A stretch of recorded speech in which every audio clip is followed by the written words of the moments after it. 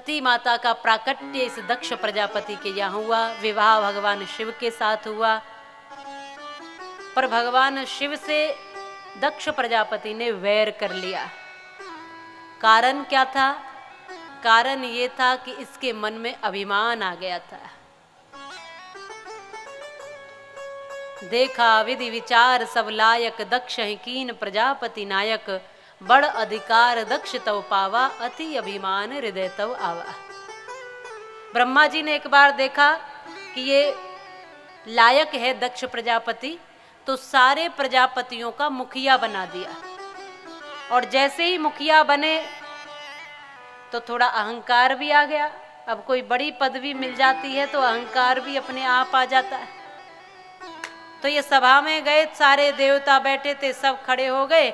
महादेव किसी कारण से खड़े नहीं हो पाए, तो बस इसको क्रोध आ गया कि महादेव मेरे स्वागत में खड़े नहीं हुए, मैं सबका मुखिया हूं, मेरी इतनी बड़ी पदवी है, मैं इतना बड़ा ओहदा रखता हूं, फिर भी महादेव खड़े नहीं हुए मेरे सम्मान में।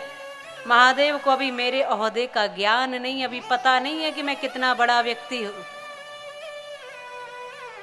अब महादेव को दिखाने के लिए दक्ष प्रजापति ने यज्ञ किया है, बहुत बड़ा विशाल यज्ञ किया। और इस महायज्ञ में सारे देवताओं को निमंत्रण दिया। ब्रह्मा विष्णु इत्यादि सभी देव बुलाए, पर भगवान शिव को कोई निमंत्रण नहीं दिया। यहां तक कि मां सती को भी कोई निमंत्रण नहीं दिया।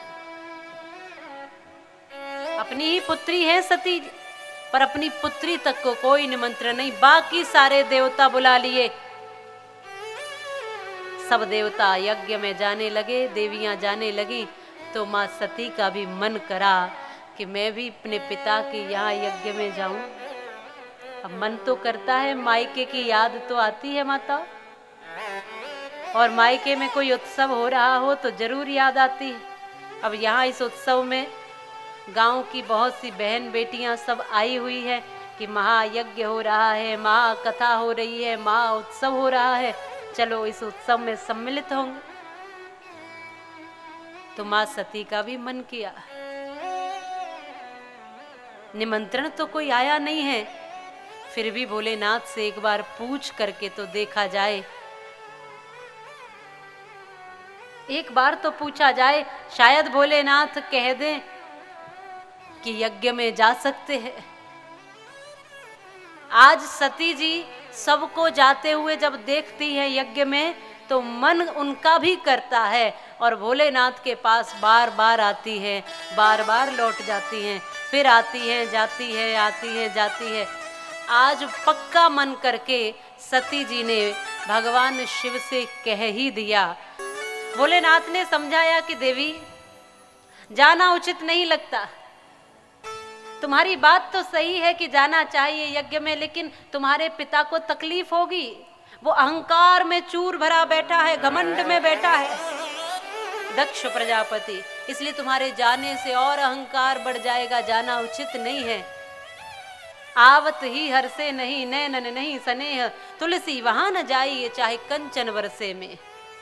कितना भी कंचन मेह वर्षे, यदि जिस स्थान पर आपका सम्मान नहीं है उस स्थान पर बिल्कुल नहीं जाओ, चाहे वो कोई कितना भी करोड़पति हो। महलों को भी ठुकरा दीजिए यदि वहां सम्मान नहीं है तो। और यदि कोई गरीब, कोई सामान्य सा व्यक्ति अगर आपका सम्मान करता है, सम्मान से बुलाता है, तो उसकी कुटिया में भी निसंदेह चले जाना चाहिए जहां आपका सम्मान है। आवत ही हरसे नहीं, नैनन नहीं स्नेह, तुलसी वहां न जाइए चाहे कंचन वर्षे में।